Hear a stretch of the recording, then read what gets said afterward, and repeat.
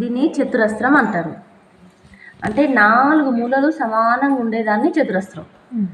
4 మూలలు సమానం లేకపోతే దాన్ని చతురస్రం అన్నారు. 4 మూలలు సమానం ఉండాలి. ఉన్నాయా?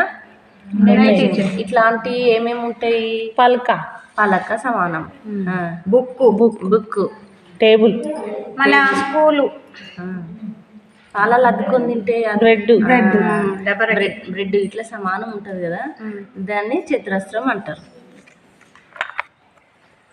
3 మూలలు ఉన్నదాన్ని త్రిభుజం. 3 భుజాలు ఉంటాయి అన్నమాట, త్రిభుజం. అయితే ఇది సమోసా ఎట్లుంటుంది? 3 మూలలు అట్లానే ఉంటుంది, ఇట్లనే ఉంటుంది కదా.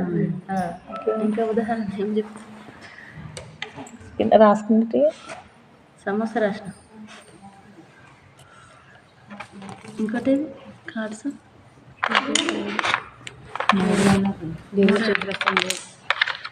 ఇంట్లో ఇది దీని ఇట్లా లేదు.